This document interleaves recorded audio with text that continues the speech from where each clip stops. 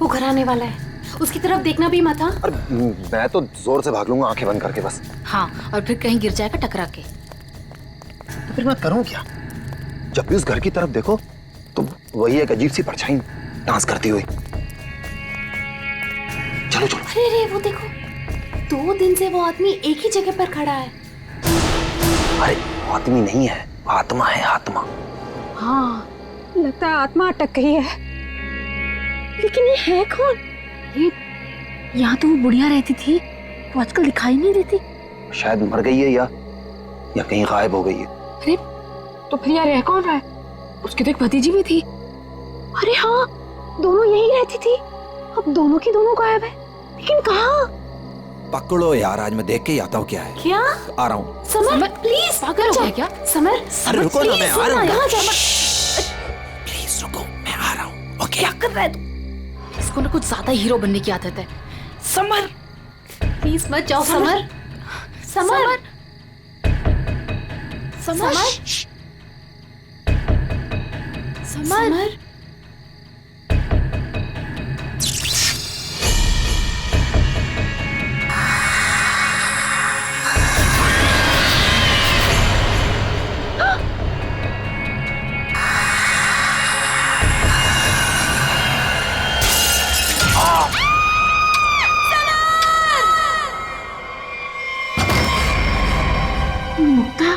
क्या हुआ बेटा? हमने वो गूंज महल वाला रास्ता पकड़ा था और वो बेवकूफ समर वो महल के अंदर चला गया था। अरे पर तुम लोग उस रास्ते गए क्यों? बेटा सबर तो ठीक है ना? माँ, किसी ने अंदर से उस पे फूलदान फेंक कर मारा। हम लोग भागकर वहां से आ गए। मैंने गिनी और सबर को बोल दिया कि अब से हम उस रास्ते से कभी नहीं जाएंगे। अच्छा किया बेटा, गूंज महल से दूर रहना ही अच्छा है। आ गए? अरे कहाँ दिन भर आवारागर्दी करता फिरता है तू?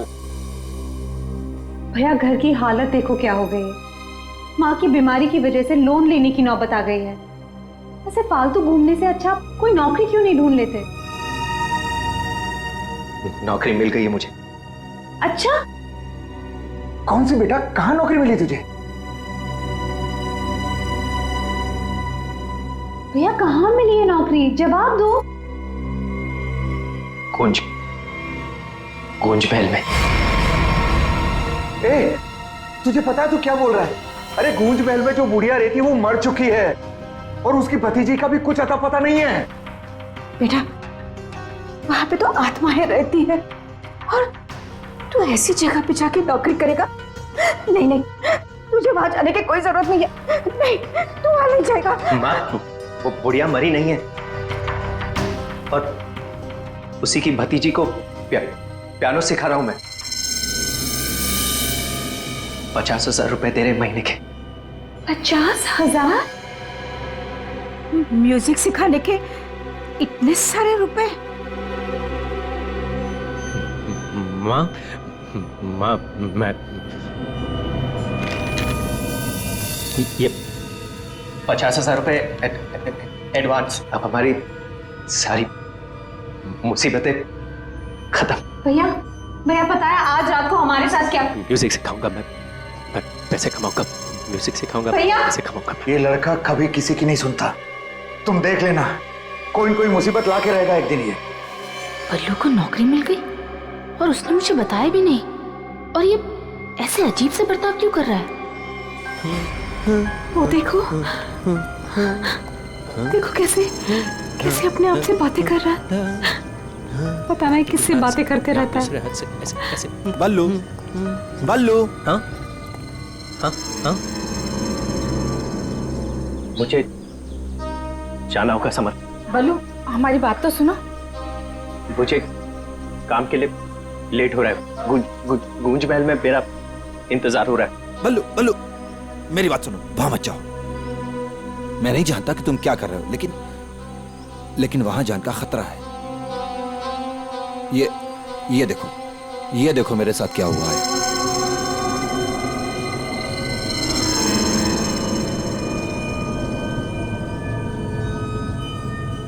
क्या हुआ? कल गूंज महल में एक औरत ने मुझ पर हमला किया। नहीं, ऐसा नहीं हो सकता। वहां तो सरिता आंटी और उनकी भतीजी ईशा ईशा ईशा रहती है। वो बहुत अच्छे लोग हैं, ऐसा नहीं कर सकते। मुझे लेट हो रहा है, मुझे जाना होगा। अरे भैया मत जाओ, वहाँ खतरा है भैया।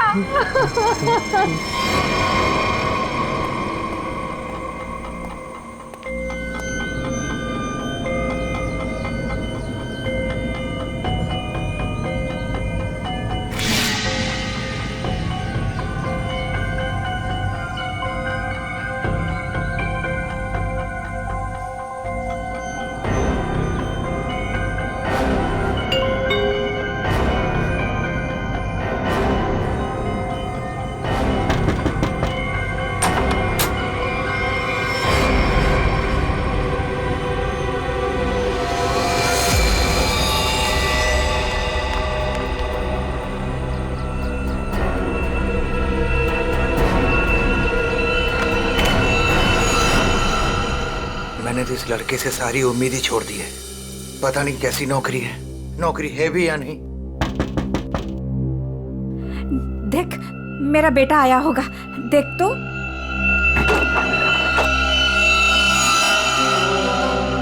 भैया भैया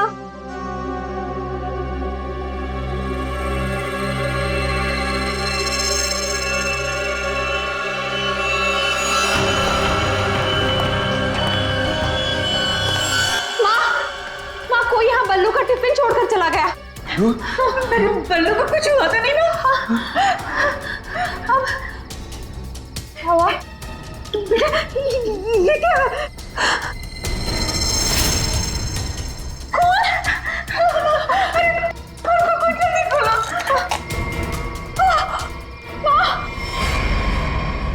ये है वो गूंज महल जहाँ पे आपका बेटा बलविंदर यानी बल्लू कल आया था और उसके बाद से वो वापस नहीं आया। यहाँ पे 2 औरतें रहती हैं, एक बुजुर्ग औरत सरिता देवी और उसकी भतीजी ईशा है। और आप लोगों के हिसाब से वो लोग कुछ अजीब है, राइट? सर ये पूरा घर ही अजीब है। यहाँ की खिड़कियों से रोशनी चमकती है, साए दिखते हैं, यहाँ से गुजरने वाले लोगों पर चीजें फेंककर हमला करते हैं। पता नहीं मेरा भाई कैसे फंस गया यहाँ। बल्लू यहाँ नौकरी करता था? जी हाँ, और इसी घर से मेरे बेटे का खाने का डिब्बा वापस आया था, खून से भरा।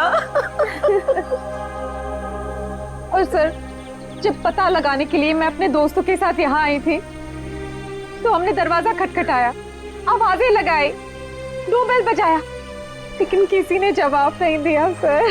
सर यहाँ मेरे बेटे के साथ जरूर कुछ हुआ है, उन लोगों ने जरूर कुछ किया है। सर प्लीज मेरे बेटे को बचा लीजिए।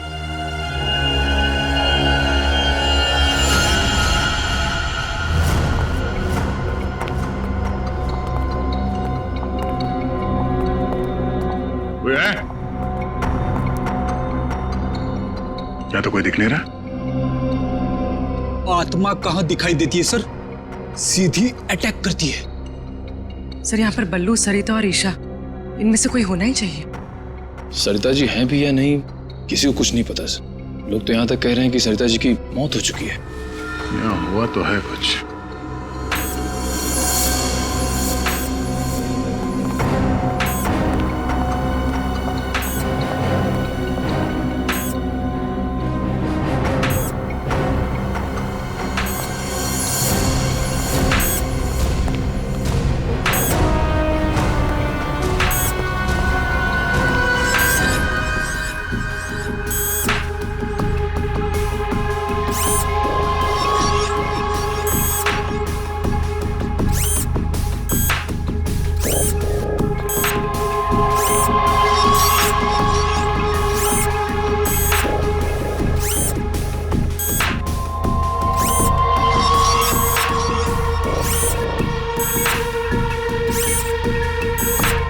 सर ये क्या है तो ये इंसान ही, मगर मैकेनिकल पुतला बना दिया है। खुद ताली बजा रहा है।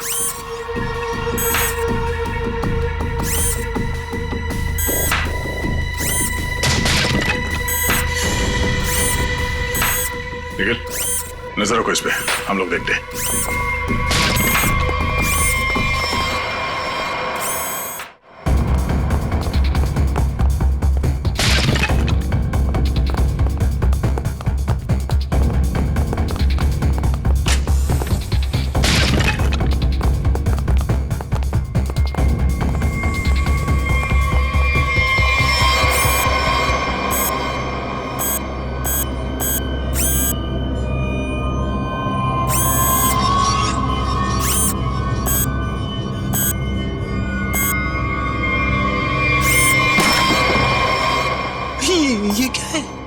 तो रोबोट जैसा कुछ है। इसके एक्शन और मूवमेंट्स देखो कितने मैकेनिकल है।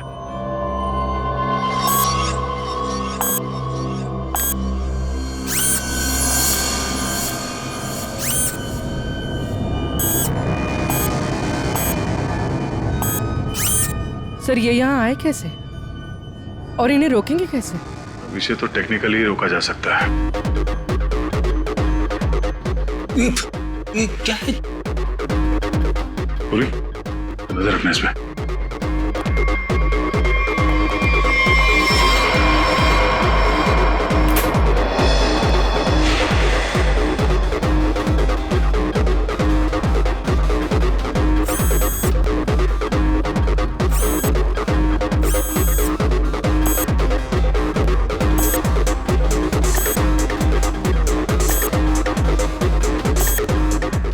तीन यंत्र मानो, सब लोग अपने मूवमेंट्स ऐसे ही दोहरा रहे हैं। कौन है ये लोग और इन लोगों के साथ ऐसा किसने किया?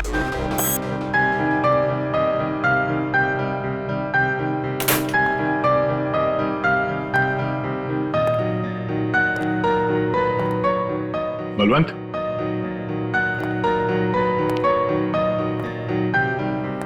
बल्लू, बल्लू,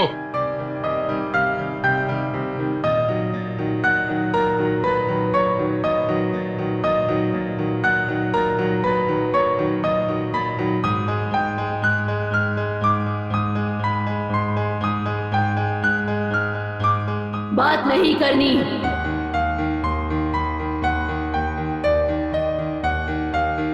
क्या हो गया तुम्हें? और तुम ये लड़की की आवाज में बात क्यों कर रहे हो? और ये तुम्हारे कपड़ों पे ये खून कैसे? हाँ? बल्लू इधर देखो, मैं तुमसे कुछ बात कर रहा हूं, मेरी तरफ देखो।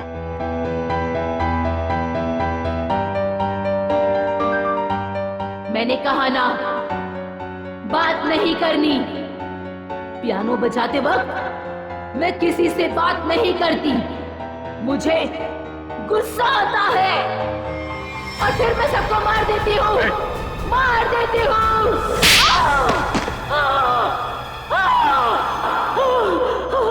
बल्लू, अरे बल्लू, एक्सक्यूज मी, कौन है तुम? तुम कौन हो? हाथ ऊपर। देखिए आप गोली मत चलाना, गोली मत चलाना। ये मेरा ही घर है, आप गोली मत चलाना, मारना मत मुझे आप प्लीज। तुम्हारा घर है ये? हाँ, ये मेरा घर है। क्या खेल खेल रहे हो तुम यहाँ? हाँ? और तुम्हारे घर में ये सब लोग कौन है? शायद ह्यूमन मशीन्स हैं जो तुम्हारे इशारे पे नाच रहे हैं। क्यों? सर ये क्या कह रहे हैं आप? मैं नहीं जानता सर मेरी कंसर्न क्या आपको बताता हूँ सर। ये मेरा घर है और यहाँ पर जो है ना सर, मेरी सरिता आंटी और मेरी एक कजिन है ईशा, वो रहती है सर। वो कैसी है वो देखने के लिए आया था सर मैं। That's my only concern. ये कौन है मैं नहीं जानता। आप कौन? सीआईडी। सीआईडी?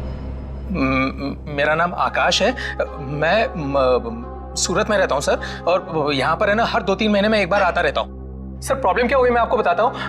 उनका फोन है ना स्विच ऑफ आ रहा था, तो मुझे पता नहीं चल रहा था कि क्या हुआ है। और फिर अब यहाँ पर आकर देखता हूँ तो आपको यहाँ पर ये इसके शर्ट पर खून लगा है।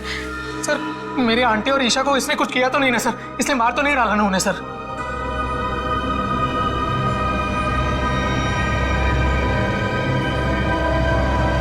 बल्लू, बल्लू तुम सुन रहे हो? मैं तुमसे बात कर रहा हूं। हाँ, अब मुझसे कुछ पूछ रहे हैं? हाँ। क्या हुआ? बल्लू हमें बताओ, तुम गूंज महल गए थे ना, तब तुम्हारे साथ क्या हुआ? क्या हुआ तुम्हारे साथ? कुछ महल।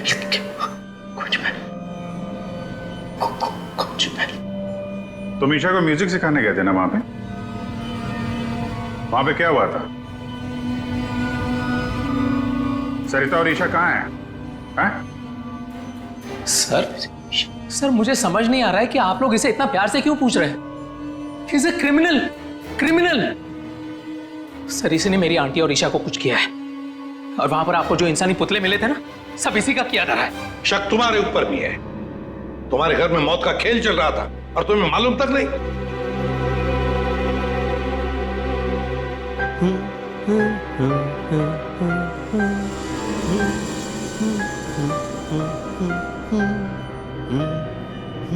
सचिन, वो फोटोग्राफ दिखाओ।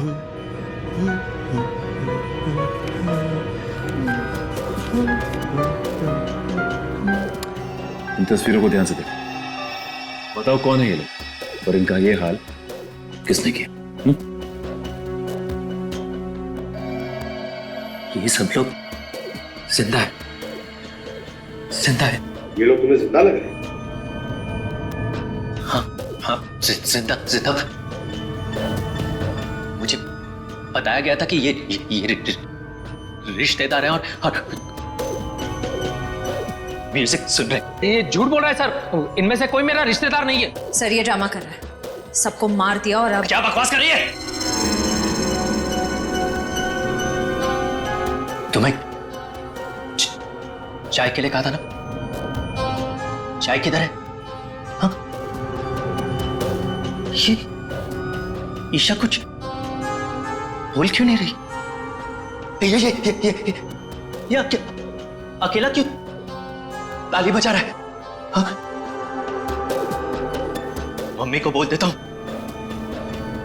रुकूं या भाग जाऊं? कितना बड़ा और डरावना घर है। सर आप मेरी बात सुनिए सर, ये पूरा का पूरा पागल हो चुका है। He's a psycho killer। Bablu क्या हुआ था कल जब तुम ईशा को म्यूजिक सिखाने गए थे? कुछ याद है वहां पे क्या हुआ था? हा? क्या हुआ था वहां पे? वहां पे चाय चाय पिलाई थी उसने। हाँ बराबर, चाय चाय चाय। तो फिर ईशा कहाँ गई? बल्लू, बल्लू, किसका खून था तुम्हारे कपड़ों पर? हाँ? फिर दया पर हमला क्यों किया तुमने? कपड़े, अरे मेरे कपड़े बदल गए। मेरे कपड़ों पे खून था, खून था कपड़ों पे। हाँ, खूनी के कपड़े पे खून ही होता है। एक मिनट, आप जरा उधर चलो। चुप रहिए, बीच में बोलिए मत। चाय लेके आओ। ईशा को ये आदमी तो किसी भी सवाल का जवाब ठीक ठीक दे नहीं रहा है।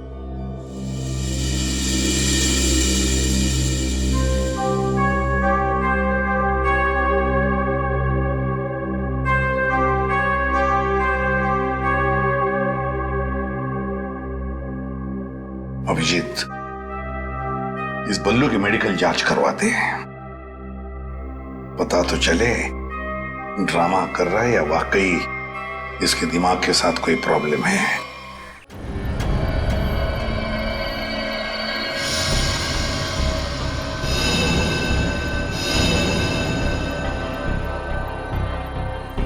बल्लू की कमीज पर एक लड़की का खून लगा हुआ है।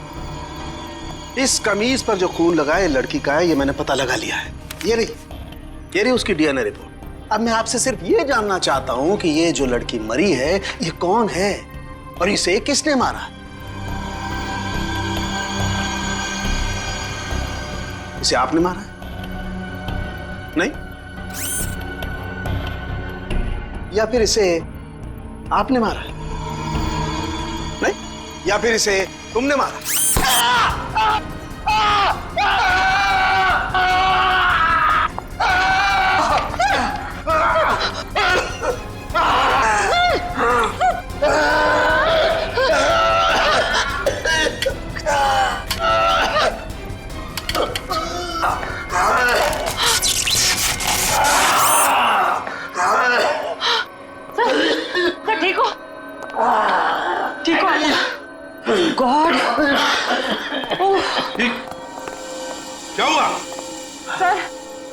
बिस्वा के हाथों में सर की गर्दन अटक गई थी।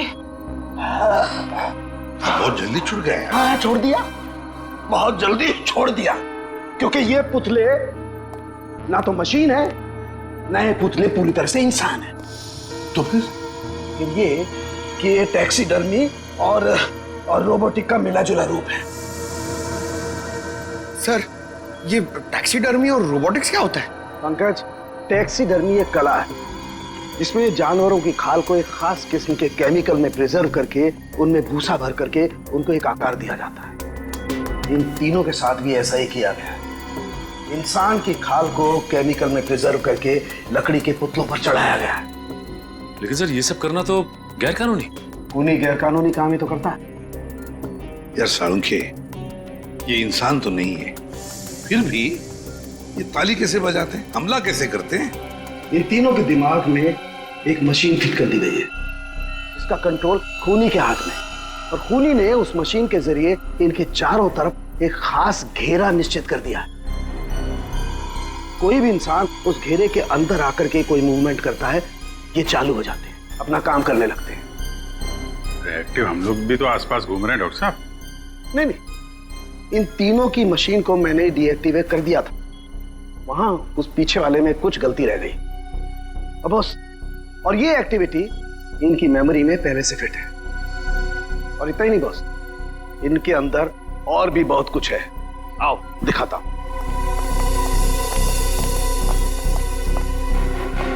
ये देखो, लकड़ी का बुरादा, कॉटन और उसके ऊपर इंसान की चमड़ी।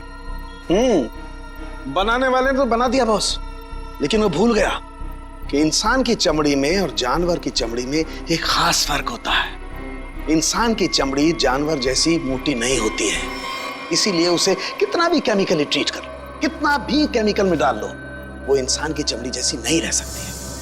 इसीलिए इनकी चमड़ी जो है जगह जगह से सिली हुई। फिर भी टिक नहीं रही है। और दूसरी बात, ये सारी चमड़ियां ज्यादा पुरानी नहीं है, बस कुछ ही दिन पहले इन्हें मारकर निकाला गया है। पर उस घर का तो कोना कोना छान मारा गया था। एक भी ऐसी लाश नहीं मिली जिसकी खाल उधेड़ दी गई हो। वो कहीं और बनाता है, ये ह्यूमनॉइड अपने घर पर नहीं। तीनों की कोई मिसिंग रिपोर्ट नहीं है, कोई आईडी वगैरह नहीं मिली। है कौन ये लोग? तारिका जी, ये जो कपड़े पहने थे इन लोगों ने, उनसे कुछ पता चला आपको? कुछ खास नहीं, तीनों के कपड़े से बस एक लेबल मिला है, किसी टीएल टेलर का लेबल है। TL Taylor?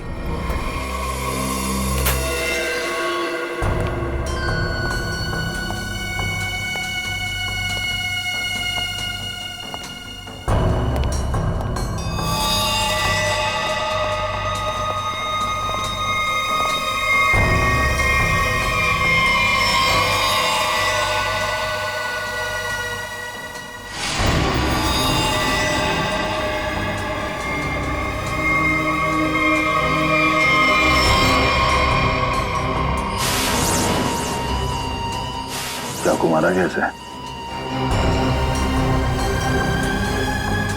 कई बार मारा था सर। बल्लू के कपड़े पे जो खून के छींटे थे, कहीं इस लड़की के तो नहीं? ये तो बल्लू ही बताएगा।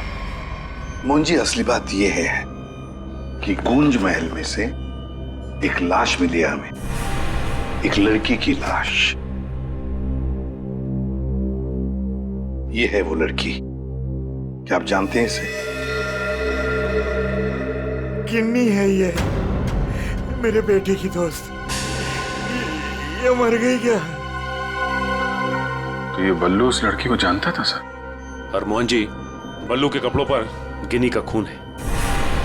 मोहन जी, आप प्लीज थोड़ा वेट करिए, हम आपको बुलाते हैं।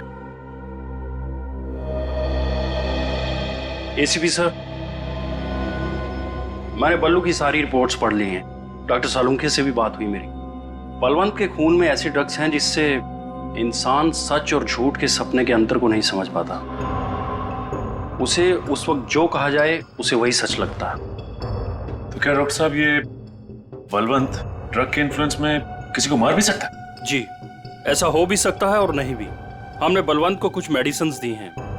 आधी बेहोशी की हालत में हम बलवंत के दिमाग के माध्यम से वापस गूंज महल जाएंगे। क्या तुम मुझे सुन पा रहे हो बल्लू?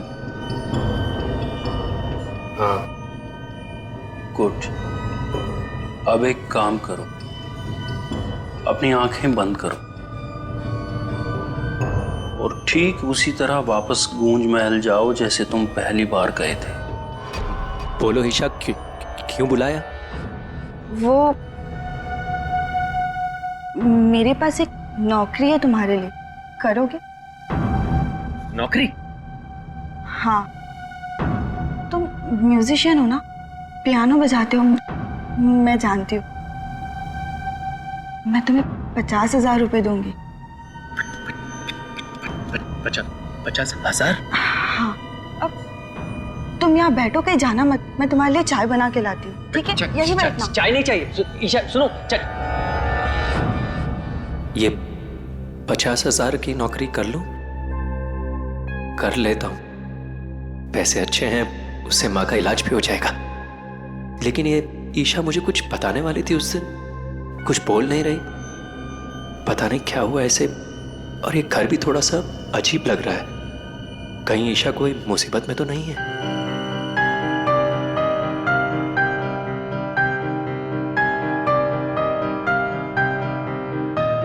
शायद यही ईशा की आंटी है, Sarita ji. Excuse me ma'am. Hello. अच्छी ट्यून है।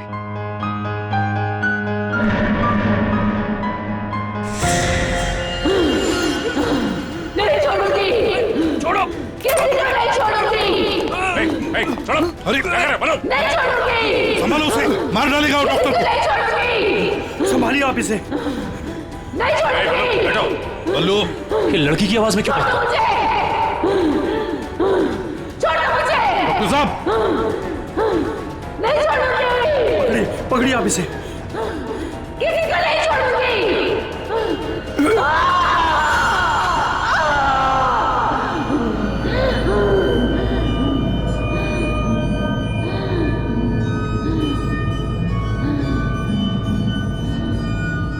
नहीं छोड़ूंगी, अब किसी को नहीं छोड़ूंगी। पुतला बना दिया, परेशान कर दूंगी। बची हुई बॉडीज मछलियों को खिला दूंगी।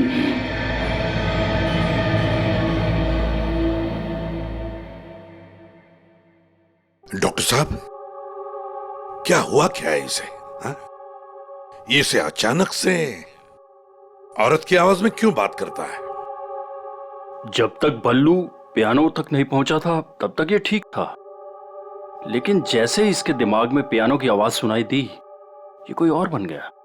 आपके कहने का मतलब है कि पियानो की आवाज सुनते ही ये बल्लू अपने आप को खूनी औरत समझने लगता है। मतलब ये किसी के वश में है, किसी ने हिप्नोटाइज किया है इसे। क्या लगता है आपको डॉक्टर साहब? हाँ, ये टेलर्स का पता चल गया सर, जिसने तीनों मानव मशीन के लिए कपड़े बनाए थे सर। अच्छा, टी.एल. टेलर्स।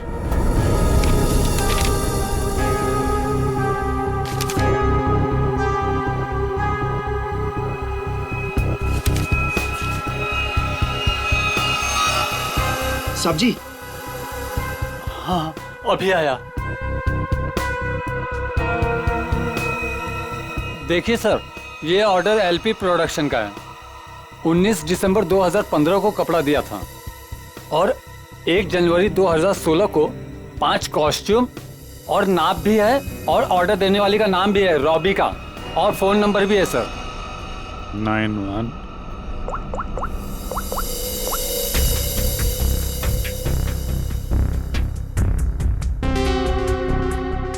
सर, फोन बंद है।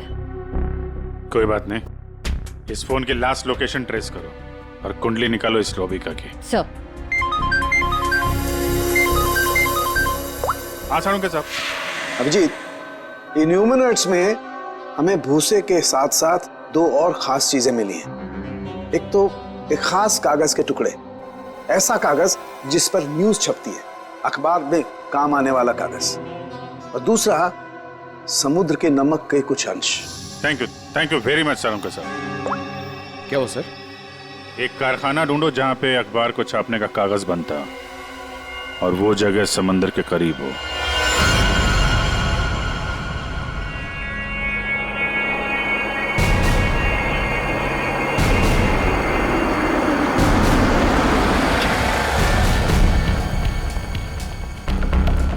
समंदर के किनारे पेपर मिल, और वो भी बंद पड़ी हुई।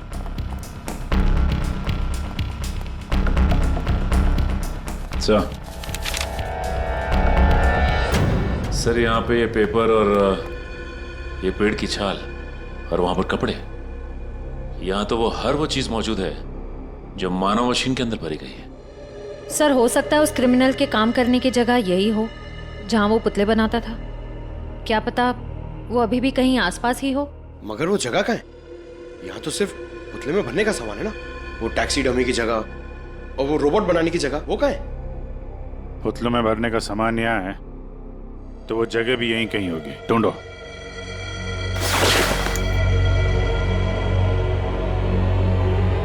सर!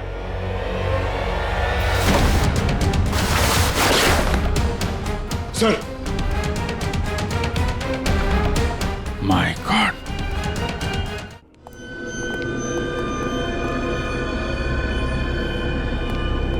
तो ये वो जगह है जहां पे ह्यूमन मशीन बनाई जा रही है।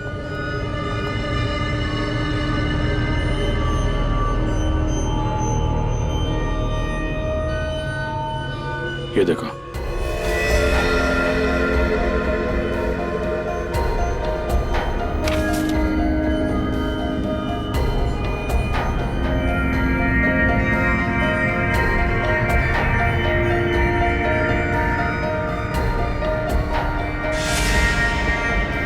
पूरा मैकेनिज्म है यहाँ पे।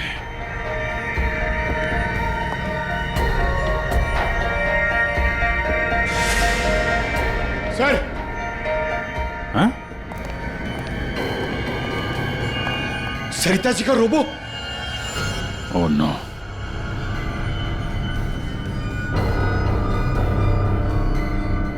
सर जल्दी आइए। सर ईशा, सर खूनी ने इसका सारा खून निकाल दिया। इसकी सांसें भी बहुत धीमी चल रही हैं। इसको हॉस्पिटल लेके चलो जल्दी। एम्बुलेंस को फोन करो। हेलो। सरिता को तो उसने रोबोट बना दिया, अब इसका भी वो हल करने वाला था। सर रोबिका की लोकेशन का पता चल गया। आज तो हद हो गई। कब से वैनिटी में इंतजार कर रही हूँ। कोई मुझे सीन समझाएगा या फिर मैं पैकअप अनाउंस कर दूं। काजल, काजल कहाँ हो तुम? नहीं चाहिए मुझे काजल। सॉरी रोबिका मैडम, एक्चुअली वो स्क्रिप्ट में थोड़ा सा चेंज हुआ है। व्हाट? सीन में चेंज हुआ है? लास्ट मिनट में डायलॉग्स कैसे याद करूंगी? एनीवे, स्क्रिप्ट दो। मैम एक्चुअली जो सीन होने वाला है ना, वो स्क्रिप्ट आपके को स्टार के पास है। How can you do this? तुमने स्क्रिप्ट मुझसे पहले को स्टार को दे दी। तुम जानती हो ना मैं कौन हूँ। शो क्विट कर दूंगी 1 मिनट में। टीआरपी नीचे और शो बंद। बोलो क्विट करूं? एनीवे, कहाँ है वो को स्टार? मैम वहाँ आपका नया को स्टार आपका वेट कर रहा है। ओके, अभी मजा चखाती हूँ उसको।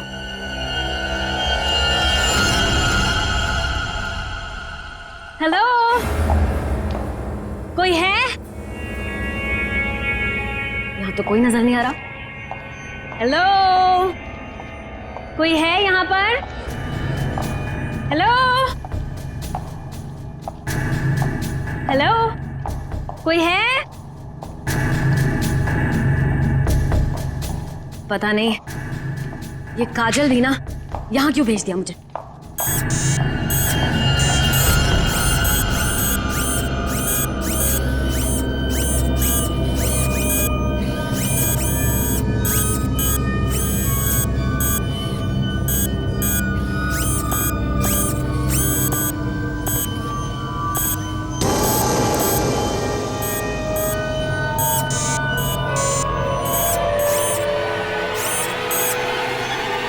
नहीं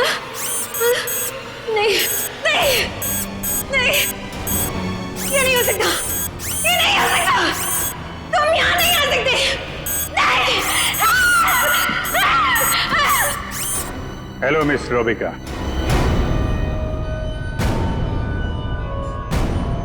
कौन हो तुम सब और ये सब नाटक क्या है? हमें छोड़िए, आप ये बताइए कि आपने ऐसा क्यों कहा कि ये यहाँ नहीं आ सकते? आप जानती हैं ना? वो मैं डर गई थी, इसीलिए मेरे मुंह से कुछ भी निकल गया। सच बोलिए, सीआईडी से हम लोग। सीआईडी? जी हाँ। इन मशीनी मानव के पीछे क्या कहानी है? कौन है वो 3 लोग जिन्हें तुमने इस हालत में पहुंचा दिया? ईशा और सरिता के साथ क्यों किया तुमने ऐसा? मैं सामने जरूर हूं, लेकिन इसके पीछे दिमाग किसी और का है। किसका है? लेकिन सर, आपने हम सबको यहाँ क्यों बुलाया है? हाँ सर, मेरी समझ में ये नहीं आ रहा है कि आप लोग किस किस को पकड़ेंगे। कभी बल्लू पर शक, कभी हम लोगों से पूछताछ। आखिर आप लोग चाहते क्या है ना? कुछ तो बताइए सर, ये सब किसने किया है? सारे सवालों का जवाब मिल जाएगा, लेकिन यहां आप लोगों को बुलाया है एक कहानी सुनाने के लिए। कहानी? जी हाँ, कहानी। कहानी एक इंसान की जिसका दिमाग बड़ा शातिर था।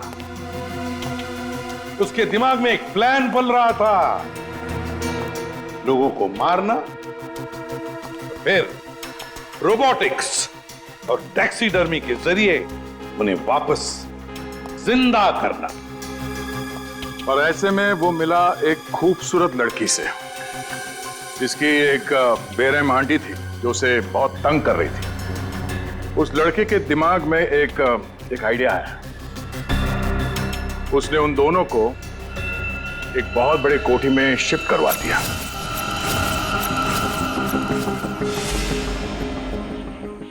Thank you so much. और फिर उस लड़के ने उस सुंदर सी लड़की को पहला झटका दे ही दिया। उसने उस लड़की की आंटी को मार डाला इसी घर में। इस तरह लड़की की आंटी बन गई इस लड़के का पहला कामयाब आविष्कार। उसके बाद में उसने कुछ लोगों को और भी अपने एक्सपेरिमेंट का निशाना बना दिया। और हैरानी की बात यह है कि वो सब उसके वो दोस्त और कलीग्स थे जो उसके साथ विदेश में काम करते थे। अब हुआ ये कि ये लड़की इस लड़के से बहुत डरने लगी और फिर उससे बचने के लिए उसने अपने और एक दोस्त की मदद मांगी। ऐसे रो मत, मैं हेल्प करूंगा तुम्हारी, तुम बताओ क्या करना है। और जब खूनी को ये बात पता चली तो बहुत भड़क गया। प्लीज मुझे मत मारो, मुझे छोड़ दो प्लीज। उसने उस लड़की को कैद कर लिया और उसके दोस्त को बेवकूफ बनाया। उसने उसे ये एहसास दिलाया कि ये सब कुछ जो हो रहा है वो उसी की वजह से हो रहा है। तो तुम जैसा बोलोगे मैं वैसा करूंगी, प्लीज मुझे जाने दो। और उस बेचारी लड़की ने अपने मददगार दोस्त के चाय में ड्रग मिलाकर उसे हिप्नोटाइज करना शुरू कर दिया। मैं जैसा बोलूंगी तुम वैसा ही करोगे, मेरी हर बात मानोगे तुम, है ना? दिलचस्प कहानी। सर ये कहानी तो इस घर की और बल्लू की है। हाँ, सरिता, ईशा और उस खूनी की कहानी है ये। लेकिन सर, वो खूनी कौन है? वही तो, खूनी कौन है कौन खूनी?